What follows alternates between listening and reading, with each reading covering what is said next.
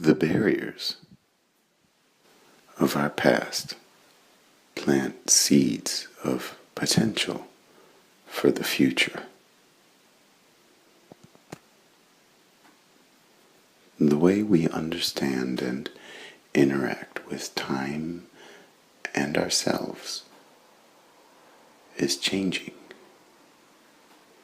Our integrity is of utmost importance. But how can we really show up in our relationships, live to our word,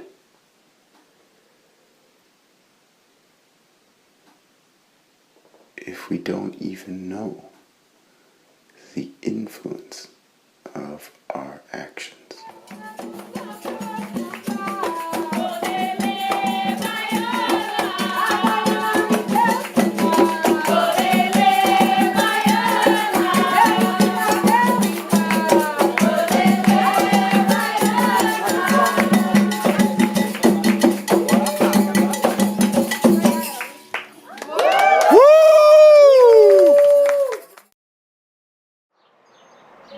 You are the light that you are.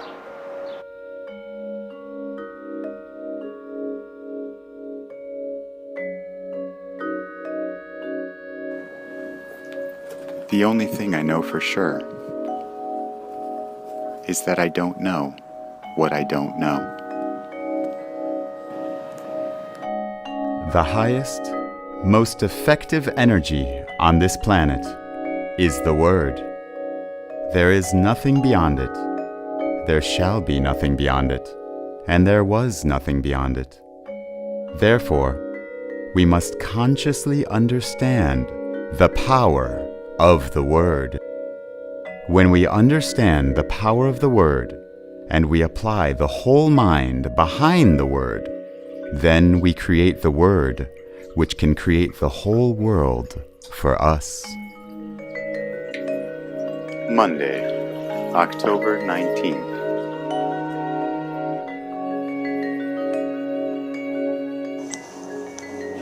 As we open to these conscious conversations, we're able to develop a solid foundation for a self-supporting truth and move from the old paradigm, which is basically, or which has been, to believe what we've been told to believe, to a new place, which is to experience belief itself. Going back to the importance of our vibrational vocabulary and how that relates to truth, we can see the underlying connection between all spiritual and enlightenment practices in the world. It comes down to vibration. Vibration meaning the energetic waves that we put out into the world that are largely determined by the words we use.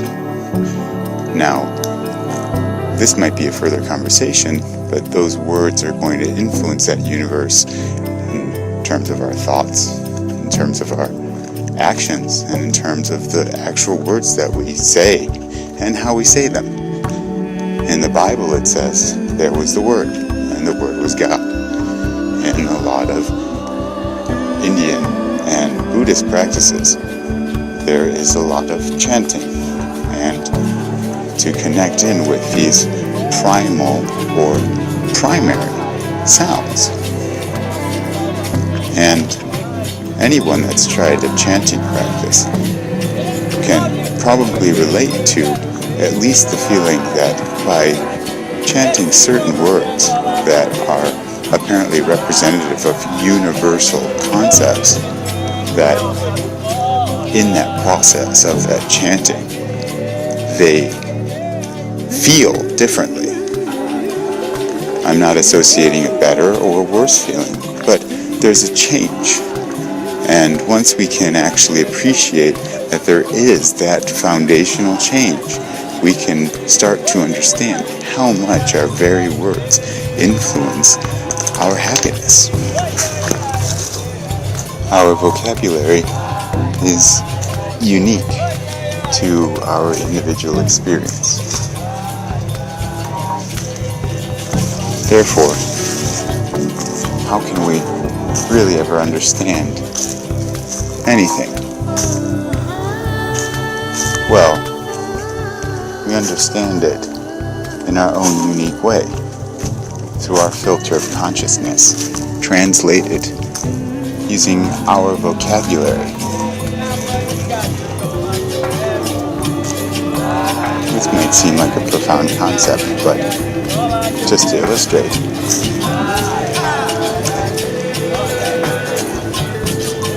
when I fell in love with my girlfriend when I was 16 years old, I loved her and wanted to marry her. I did the best that I could, and it was the greatest feeling that I had ever in the world. Now, if I discuss the love that I have for my current partner, I can see as well that I can describe it using the same exact terms, but then again, the feeling is completely different. The way that I act is completely different. The way that I express that love is very different. And so therefore, words change with our experience, and our understanding obviously changes with our experience. Experience is the ultimate teacher. Experience is knowledge. So even when we're reading a book or a poem and we read about love, well, that's through our own filter of consciousness.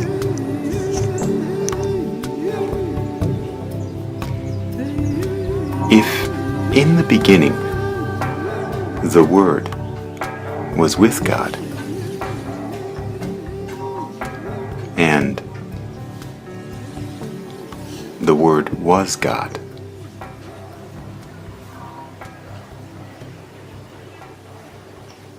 then how do we relate to whether or not this concept applies today?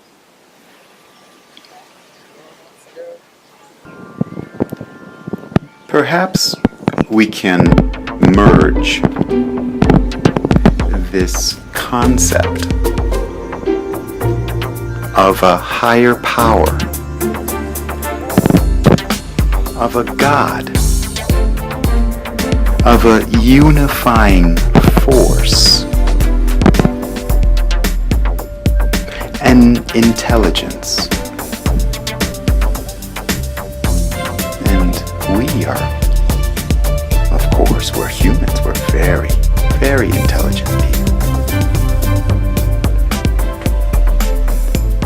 And so, from my point of view, this idea of the Word being God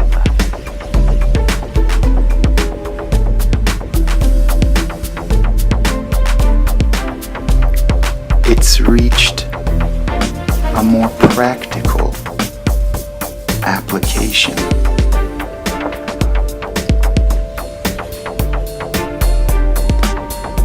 We have the ability to shape our destiny.